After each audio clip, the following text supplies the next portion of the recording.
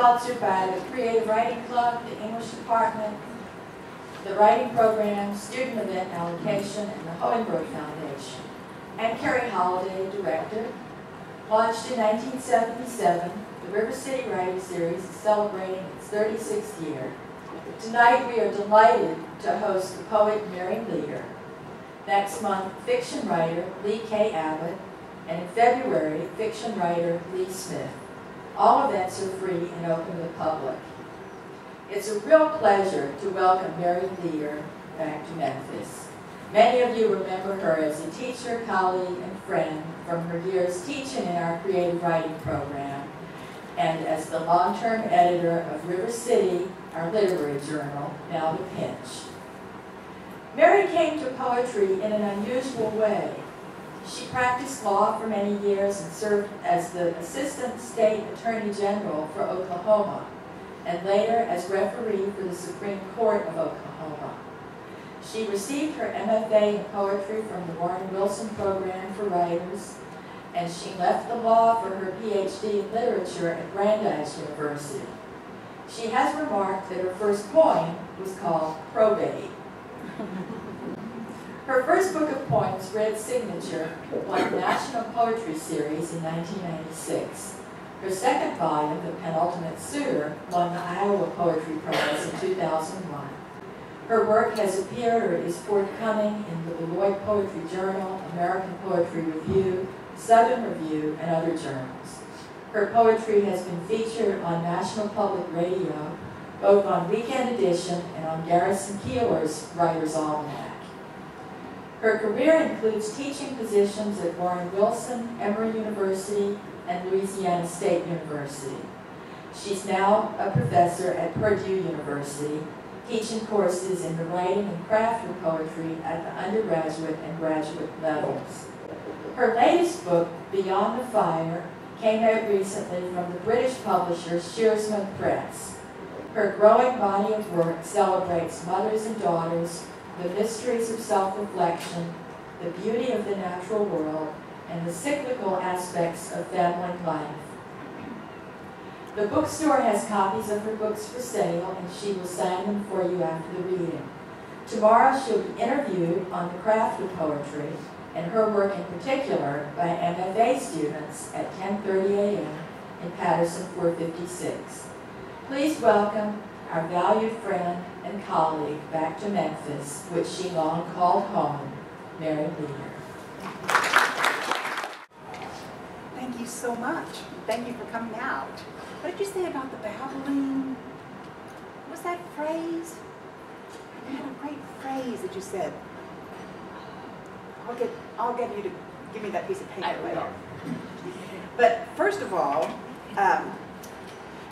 in planning this reading, I took the occasion of coming back to Memphis to look for poems that have something to do with looking back. And what I plan to do is to make a kind of a warp and a weave out of a warp with the threads going this way from my new book, and then a weave using new poems. And to launch this weaving metaphor, I want to begin with a poem called Among Things Held at Arm's Length. And I'm going to press John and Cary into serving as readers for the parts. The frame is, at the top it says, Father, Mother, in engraved letters. This is a gravestone. Father, Mother, married February 14, 1947. The location, Pawnee, Oklahoma. First we will hear Father, then we will hear Mother, and then I will read the poem in a woven form. Father. Joe Hauser Privet, July 29, 1921, January 22nd, 1996. He was a good sport and his hair was red. When plaque broke loose in arteries and caused stroke, he would call plaque flat. That's how he perceived it. He had a purple heart. When he was a kid, 13 and 14, hour days on the tractor meant he got sunburned. badly, even dangerously, right through his shirt. When he put these two things together, talking to his daughter, which time frame was he in? They thought I was going to die, said solemnly, like a child. Catherine Jo Haddox Privet, May 29, 1924 to January 22, 1995. My children were English-speaking islands from her diary. Like years later, reading lines I wrote so unfamiliar, I think amazed, how did I come on that? From one of her poems. I think even when light dies, stanza break, and the bones of the stars are piled up in cairns in the sea, a part of me will not be old, from another of her poems. How did she come on that? Jo Hauser Privet, Catherine Jo Haddox Privet, July 29, 1921, January 22, 1996, May 29, 1924, January 22, 1995. He was a good sport, and my children were. His hair was red, English-speaking islands. When plaque broke loose from her diary in arteries and caused stroke, he would call, like years later, reading plaque, flack. That's how lines I wrote so unfamiliar, he perceived it. I think, amazed, he had a purple heart. How did I come on that?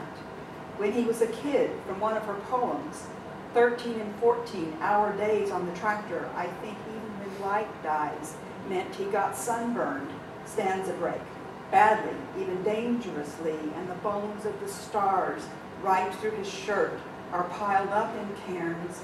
When he put these two in the sea, things together, talking, no stanza break, to his daughter, which, a part of me, time frame was he in? Will not be old. They thought I was going to die, from another of her poems, said solemnly, like a child. How did she come on that? And this idea of a person being old and having something come back from when they were a child is a theme in, increasingly in my poems, including this sonnet. It's called Death of a Gypsy. It's on page 27, Catherine. Thank you. You being a reader there. Good, you can follow the scheme. Death of a Gypsy.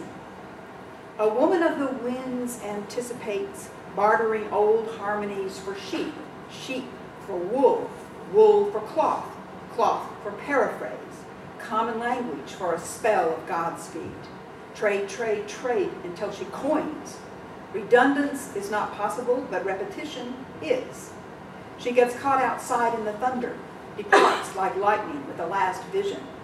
The morning star, soaked with feeling derived from rivers of cobalt-glazed pottery, points to the caravan she has outlived as it loops back.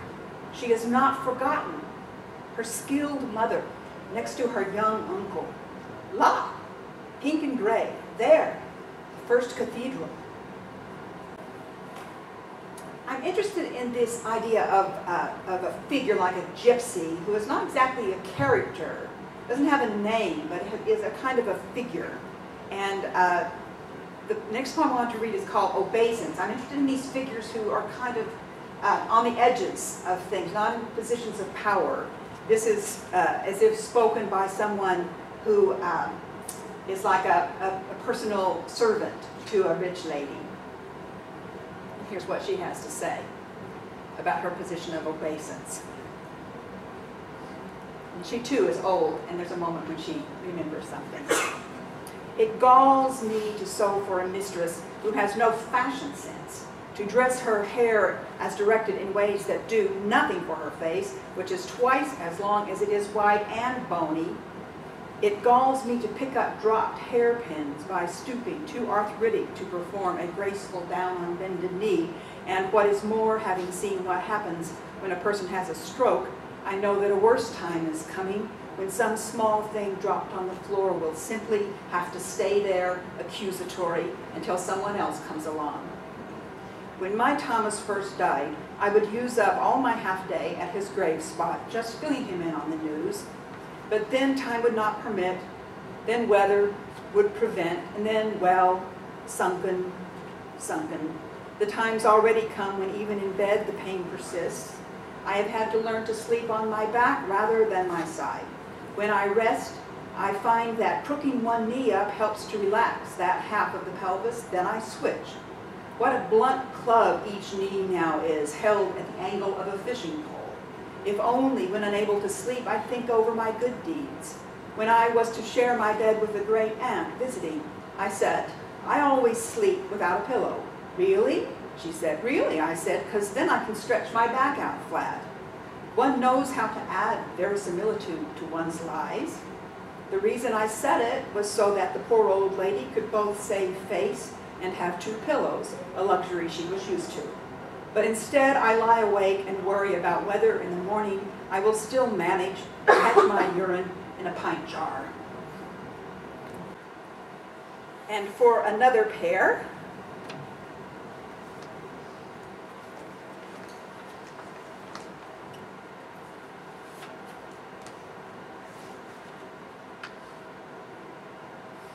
I'm going to mention that when I was a teacher here, I was always encouraging my students to take anything taught by Josh Phillips, anything taught by Catherine Martin, to take the old literature classes. And finally, what student said, I think I'm old literatured out. I'm just going to take Theron. But in any case, I picked for Catherine an Adam and Eve poem. It's called Bit from Possible Origin of Punch and Judy. Now, the Punch and Judy were the puppets from England, and Punch was always beating up on. He'd say, Judy, Judy, and she would come out and go, and everyone would laugh hilariously. So this is a possible origin of Punch and Judy. Adam meets Eve, and before he even hears her side of the story, he gives her up to the prosecution. Then he turns his back on her, tossing behind him a too small fig leaf, muttering, cover yourself. She puts the leaf in front of her face. That always gets a big laugh. Bit of a bitter poem. And I'm pairing that one, reading that one, with another poem that has some old school feeling to it, called Remember Adam's Fall. That title and the refrains that you will hear, because really this is a song, which really should be sung, is from a carol written by a man named Thomas Ravenscroft, who lived from 1592 to 1635. And it refers to Corbies, which is an old school word. It's a famous poem called the Trois Corbies. It's for blackbirds, or ravens, crows.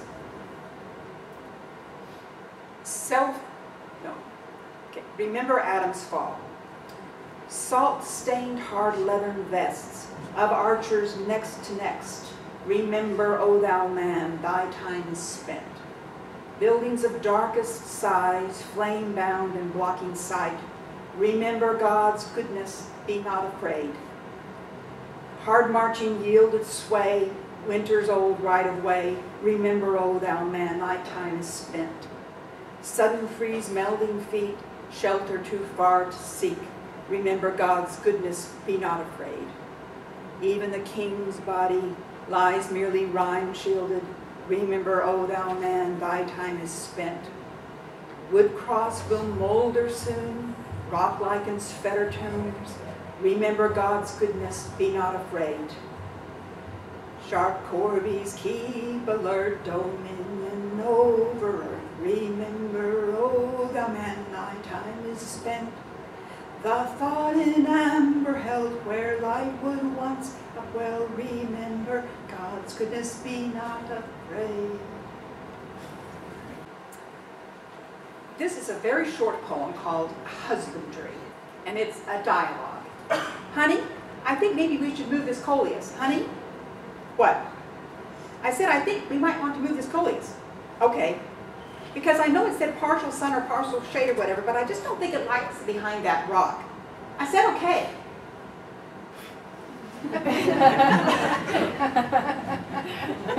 And another poem that has got a couple, and also some produce, like plants. A market day at the end of April. The chimes stir even the misanthrope.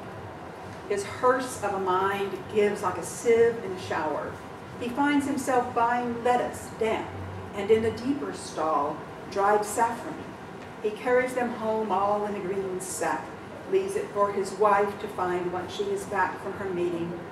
Then he repairs to his shed in the back. He thinks he is changing. She finds the sack, and she thinks she must look different. The lettuce taken out, the saffron, tell her he thinks he feels the darkness abating. In the winter, pears, the plural of writing. In the spring, fingers, the plural of work. A history bestows its commonality. Smith, he a Robert, she a Pilar. Hand trimmers passed into drama on guitar, but were useless on harp. Lorry, having as root lurry, to pull, meant not just any horse, but one built large and low. And this next poem weaves together 3 different voices, all heard by me at a poetry reading in Norman, Oklahoma when I was first starting to write. The title of the poem is 3 People Who Broke Their Hearts from Bewilderment. There's another writer named Mary Leader who wrote a book called Triad, from which Stevie Nicks got the song Rhiannon, or whatever. How's that, Stevie Nicks? Rhiannon? Is that what it is? Anyway, that Mary Leader is not me, unfortunately. I have gotten some fan mail from her for her, but she did have in the book called Triad, which is it's a supernatural ghost story kind of thing. She had the Irish and the Welsh had everything in 3s. So she has a little quote from one of the old bards that said, 3 people who broke their hearts from bewilderment. And that's what I picked up for my title. It also has an epigraph with a little line at the beginning, which is mon panache, or my feather, my flare, which is the final line in Cyrano de Bergerac by Edmond Rostand. So this is my panache. And each reader has got an introduction. Featured speaker at Poetry Festival in Norman, Oklahoma. Tall black man listening to his famous late father's voice on tape, often closes his lips and nods yes, and afterwards, after the applause for the tape has died down, weaves remarks and quotations, some of which are as follows. The man, the note says Melvin B. Tolson, was just magnificent. My father wrote long poems. The son and nephew of preachers and scholars, and acts of lightning, great God Almighty, like a bear on fire. Some say he was born in Georgia, some say in Alabama. Open mic reader who acknowledges schizophrenia as her disease. Pale girl in black velvet hat with large white plume atop spiky bleached hair does indeed read with trembling hands and with intercoiled facial confusion and without tears and without suppression of tears, her poem whose closure goes, she called me a dumbass, but I forgive her because she's a stupid human who knows very little, if anything. Open mic reader who explains that her maiden name was Innes, old white lady, whose unmarried name, she may or may not know this, means island in Irish, when introducing her poem by relating an encounter between herself returning home after many years and, quote, a little old black man on the road, close quotes, uses the latter's speech, points as evidently he had done in the event. That there's Innes' place, and adding, we called him Captain, and yes sir, I mean yes ma'am, we'd see that green and we'd say them's George Innes' alfalfa fields. And she, quoting that, has her voice suspended by emotion, but She doesn't break down and cry until she arrives at the very last of the phrases that are actually in her poem, "Wild plums on the ground there for our savoring." And the last two poems I'm going to read are multi-paged. So the first is called Patronymic. That's, the patronymic is a Russian tradition of taking a name from the father, and so that's called, patra, like paternal, and nymic, like name. Patronymic. No sighted person hasn't been affected by the action of wind on some kind of banner, streamer, flag, wind-socked piece of fishing line left after a wind chime has gotten knocked down or taken down or been blown down off of its hook under the eaves, or on branches bare and branches bearing leaves, such as sycamore, plum, black locust, scrub oak, and branches bearing needles and cones, such as red cedar, cedar of Lebanon, spruce. No hearing person hasn't been affected some time or other by the sound of wind, of. Many have not remarked being affected thus. You know, Dad, I still have the brown and white banded feather I found out of the old barn. The barn, vacated now, I remember his description of the heat coming off the galvanized aluminum siding, or was it tin, when he, alongside his brothers, nailed it to the frame their father had designed and constructed. A natural engineer, third-grade education, but he could do our algebra problems. He couldn't tell you how he got the answer, but he always got it right. That barn had, indeed has, a self-supporting roof. Fire took the four-square house this grandfather of mine popped to his kids, likewise designed and built with the boys' help, the girls bringing iced tea. Out in the country like that, once the town's one fire truck runs out of water, at least it didn't spread to the barn, nor to the silo. I took the feather to the hospital to show my father one of the last times I saw him on this earth. Look, Dad, I found this out of the old barn. Do you know what kind it is? See, because by then there was so little under his command, I thought it would be good to ask him things I knew. Amount in bushel, gallon, peck, the steps in bringing in the wheat, terms, names of the different implements, harrow, pane, owl. He was never one to make a big deal over nature. He was glad he could provide the answer, though. I, in a rapid speech pattern I learned from my mother and her mother, kept on, "What kind of owl, Dad? Like a barred owl or a barn owl?" "Just owl," he said. "Just owl," he said, I think. But as I've been working on this poem forever, keyboard slippage left of F or keyboard slippage right, wind or wing, father coming out, gather. It could be that only here does he say, "Just owl." And in the actual air says something like, "I don't know, sugar." Yet sensitive to me, as always, might be some kind of an owl. His highest praise to me came when I'd made something with materials. "Why, you're just as handy as a pocket on a shirt." His harshest criticism, "Don't be that way," was for when I was unhappy. Adults used to say, "Spitting image of her daddy, ain't she?" And "Smart as a whip," or "Sharp as a tack." And to him, "Hello, Joe, what do you know? Did you just get back from Kokomo?" Some see no need to remark being affected by a windswept field of vetch, or by a lone persimmon tree, or by, down waves, rainy ditches with their cattails with their red-winged blackbirds' calls, emanations from the well-tempered shoulders. And I'll close with a poem called Sweet William. It also has an epigraph, but the epigraph comes in after the poem's already gotten started. It interrupts the poem, because that's when I thought of it. The poem, you'll recognize it when it comes in because it starts out 6 chords. It's from a Thomas Hardy poem called 6 Chords, one of my favorites. Sweet William. The link here is that it's the same barn. Sweet William, had I said yes, he'd have been true. The day he proposed, we were out in the old barn on my dad's folks' place, and the weather was still cool, Spring break, was it? We were in our own world and in a literal hayloft. 6 boards belong to me. I do not know where they may be, if growing green or lying dry in a cockloft nigh. Some morning I shall claim them. Thomas Hardy, yes. Bill had gotten a deferment from the draft and was starting medical school that fall. Which fall? 1968.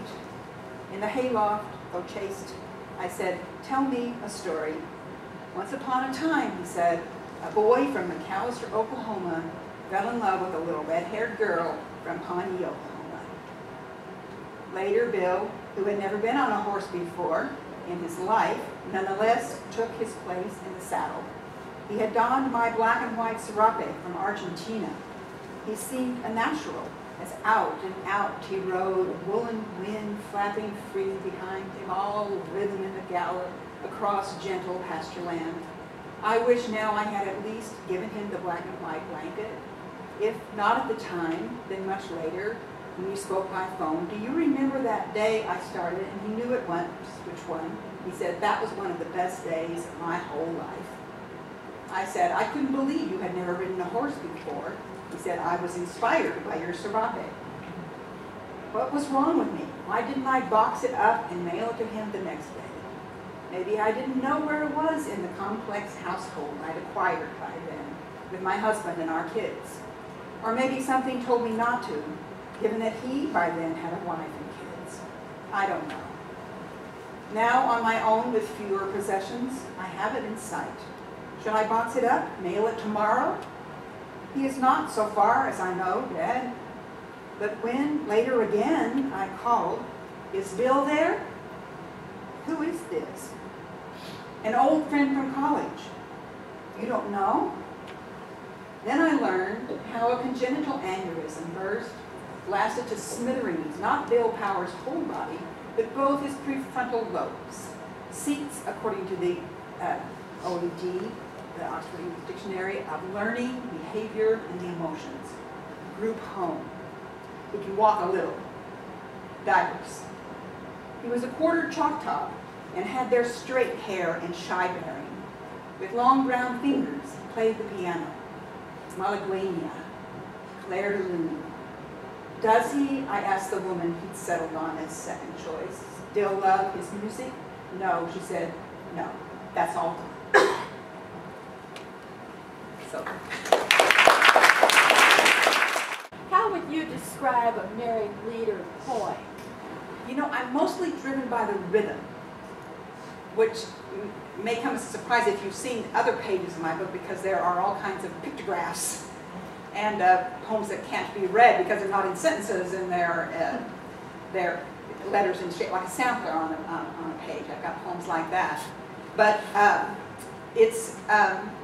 think that the rhythms, you know, I think that hearing music, hearing people talk, those are always the things that get me going. At least lately.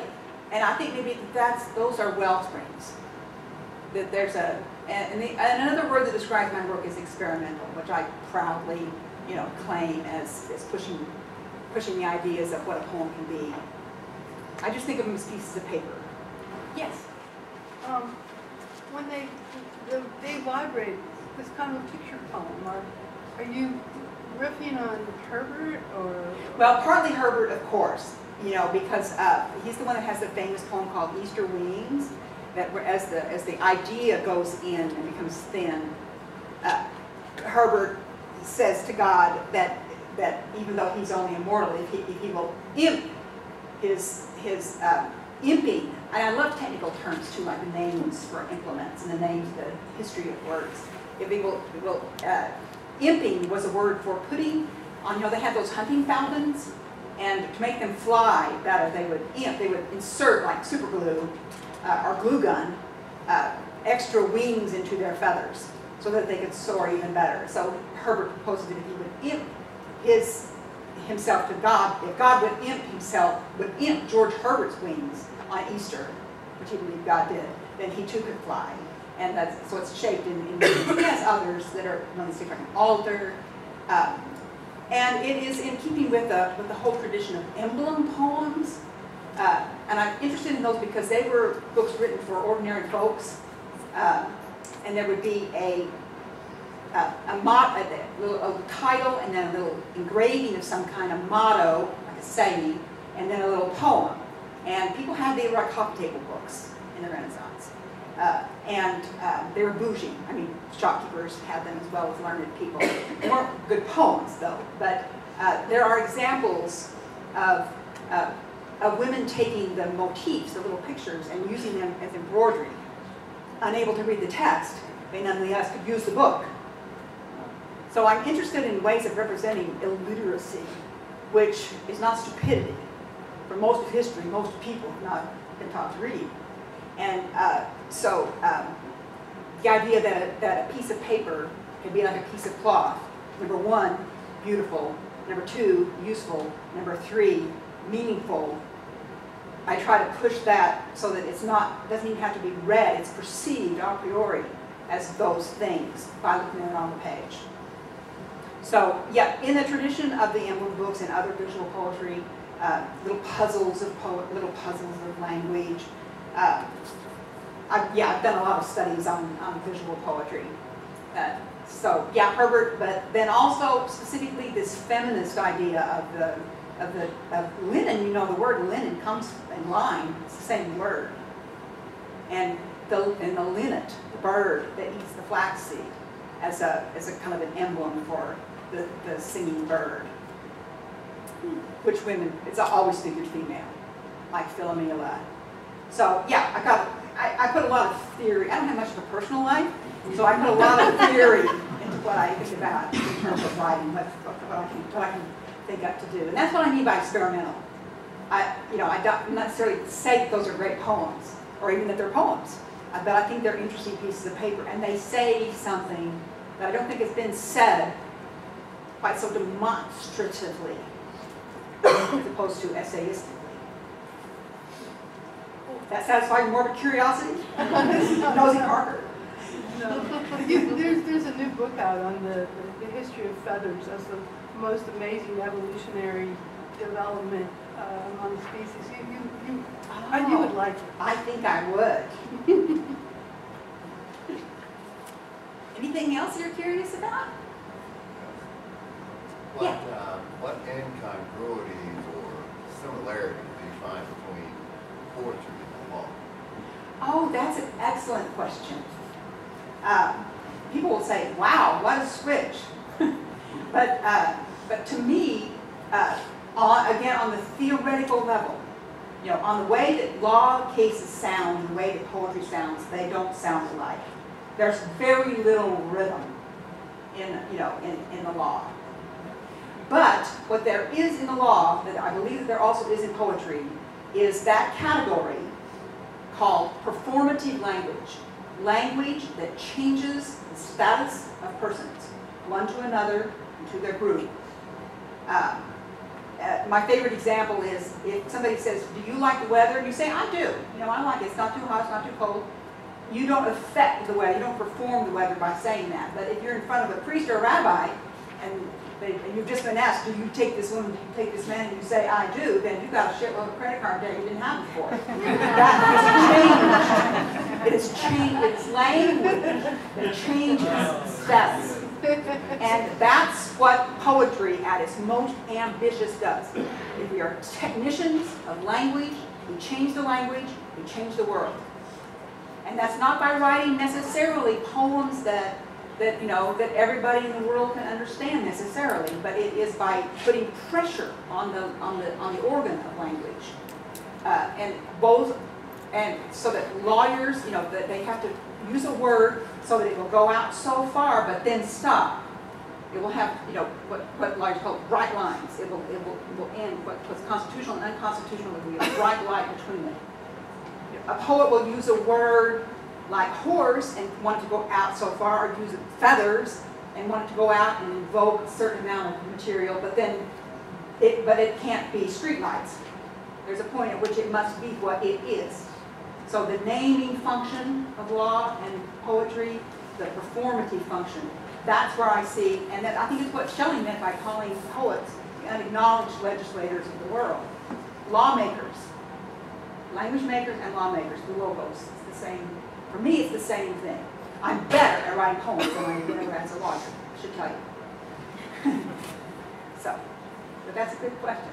Well, I used to say in class that Hey, Mary Burns! that rhyming, like rhyming poems, tells us something about relationships and things in the world.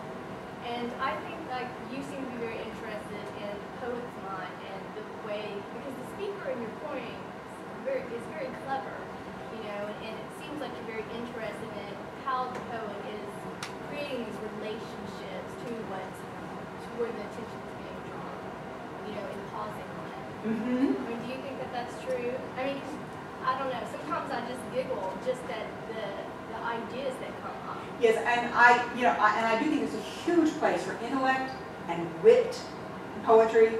It's something that hasn't, that it had a kind of an epitome during what used to be called the Age of Reason, when the heroic couplets was the dominant form. But people look back at that and think it's like Alexander Pope. They think it's, oh, that's so old school. We can't possibly write that way now. And it's true, we can't sound that way now. Because using heroic couplets, it involves torquing the language so that the natural syntax that we've come to expect goes away in order to get the rhyme. And that's now a no-no. But people don't realize that there was earth-shattering changes. It was the age of newspapers. It was the first time that poets brought something besides nature. It was, well, that's not entirely true, but bringing the personal details, the personal autobiographical details of the poet's life into poetry was a fairly new thing. Am I right, you scholars? That when he puts in there about how his mother likes broccoli and how his mother casts an eye when she's dying. That's in the famous epistle letter to his friend Dr. Arbuthnot. A great culture of friendship, and poetry was an organ of friendship. It performed friendship, and it made friendships in language. People would send these poems to each other off and on, and so that those skills and those things that were happening are equally important with poetry that sounds much more contemporary. So I'm going back to the little moment you said about rhyme, because that's what I'm currently most interested in. And I've got a student, a Warren Wilson student, who writes rhyming poetry. And so he's reading Pope. I've never gotten a student to read Pope before. So, but that wasn't exactly what you were saying. You're talking more about the wit angle, because that's where wit was highly valued. Yeah, I think I was talking more about just in general how it seems that with the relationship of what the speaker in your poem seems to be, it's not always rhyming, but I think there is rhyming. I haven't read the book, I'm sorry, but in your other. Well, off and on. I don't have a whole book of rhyming. I was just saying in general, though, it seems like the speaker is interested in the relationship between, the objects or the ideas or. And yes, and a rhyme is an idea, putting two words together because they happen to sound alike, and then teasing the mind to think, what does that tell us? I had this conversation about rhyme with my friend Reginald Gibbons, and he had written uncharacteristically for him, as for most contemporary poets, a rhyming poem, and he rhymed. Tune was the word he was going to have to rhyme. So, first word he decides not to rhyme with tune is womb. That's hackneyed. It's dripping with irony. We go from the womb to the tomb. That is dull, and it's not all fresh. No one's interested in thinking about that relationship because we've already had all those thoughts. So he rhymed tune with plume. Speaking of feathers, and the idea of something being buried and immobilized forever, and then a plume which rises and can shift in the wind. Or think of plumes on helmets, or plumes on any kind of on birds, or on wearing apparel. That's much more interesting. The relationship of tomb and plume is interesting. The relationship of tomb and womb is not. Tomb and plume is also a better rhyme because it's not spelled the same way. The skill in rhyming comes in having the sounds be the same, but the way it's spelled, the part of speech, the place in the syntax, all being different. This is now I'm teaching. But that level of ideation, I'm interested in that. And I also think it's interesting that speaker is the word that you've been taught, and everybody, and I do it too, everyone calls the person who says the poem the speaker. That was not always so. That it was not ever thus. That's because Pound and the other modernists believed that a poem is only as good as it is dramatic. They were interested in persona poems, dramatic monologues, in theater, in drama. And that is, a lyric poem doesn't have a speaker. It doesn't even have a singer. It just exists as a song. It aspires to anonymity. And that's very different than the idea of who is the speaker in the poem. So all of these assumptions that we have about poetry that are based in time and place, I'm always interested in the fissures and in disrupting it, those places. So, you know that already. Mary Burns is one of the most talented people I've ever met there. Yes, Josh? Can you talk a little about humor in your poetry? Because I noticed this much more when you were giving your reading and when I just talked to you, but there's a fair amount of humor, and there's, it made me think, I can't remember what theorist said this, but there's one theorist who says, every joke or every bit of humor is conservative, right? Because it dispels the tension. And there are moments in your poetry where it kind of ends on a little bit of a joke, and it feels that maybe that's happening.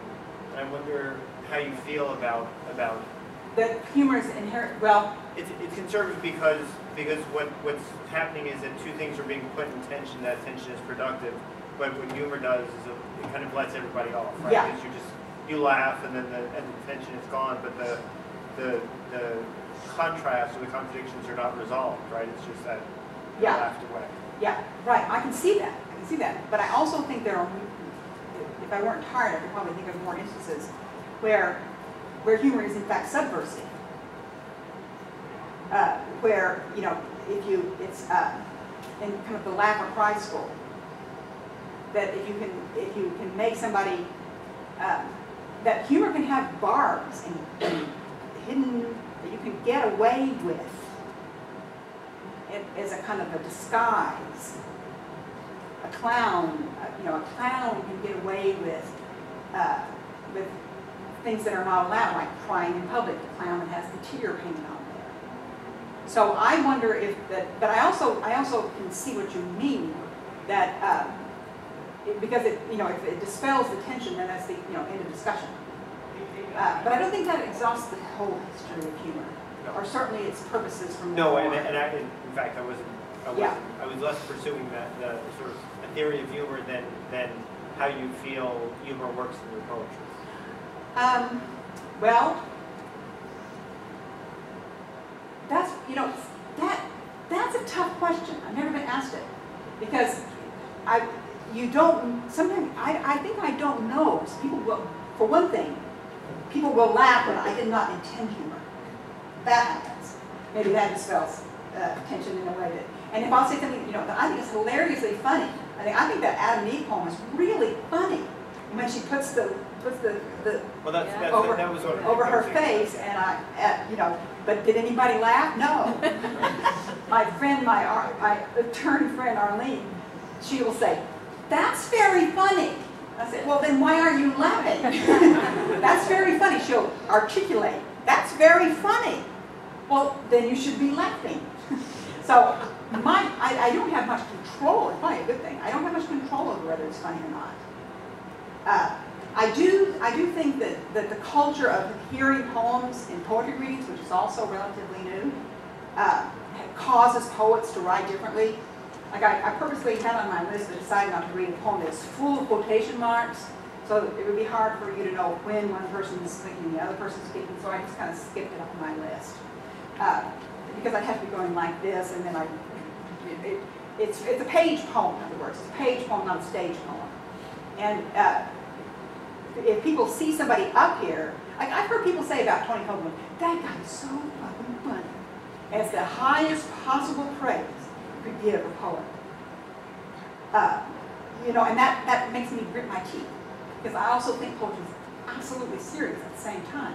And to say, and it gets conflated in my mind with crowd-pleasing poetry.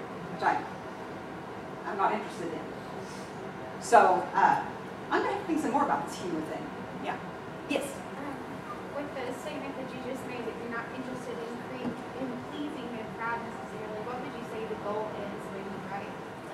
Like, what is your own personal purpose?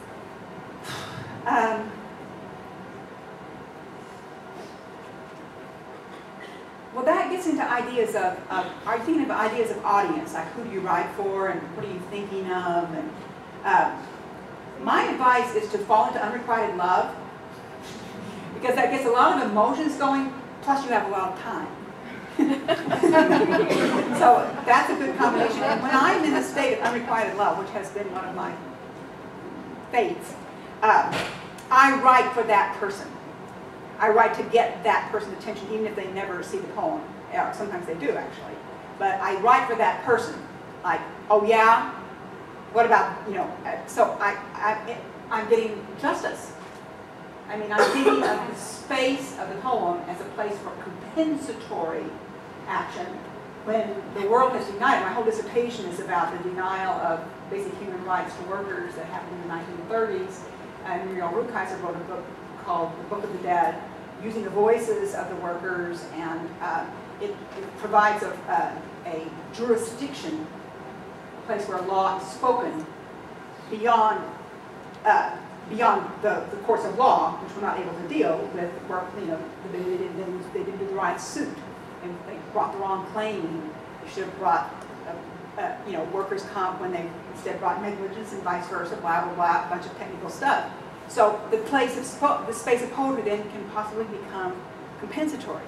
So if some little injustice in my life, I've never been discriminated against in the workplace like that I know of, but you know, I fall in love with people who don't fall in love with me, and so I use that space to talk to them and to set the record straight. But that's a kind of a minority of my poems. Other times, I usually think of very specific people.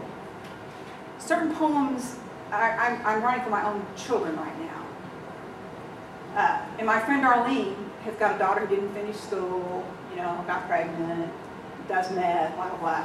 She says, you know, write for Karen. And there are certain poems that Karen can get, and so I write those poems too. But that's a little different from pleasing somebody, because I don't write to please Karen, I write to honor Karen. So I suppose that the different poems have different meanings and different audiences and different times I have different ideas. But I've never, that I can think of, written a poem that I expect an audience to like. If they do, I'm just kind of surprised and pleased. And if they don't, well, then I don't care. Not very much. I mean, this was the advantage of starting so late. I was nearly 40 before I ever began to write at all. And so I never had the fear. I never cared what anybody thought. If I started writing when I was your age, I wouldn't have cared so much what people thought. I would have been paralyzed. So that's why I became a lawyer. So and did other things. But I was lucky to come late to writing, because I have a certain inconsequential, you know, it's not a boast, I'm just not afraid.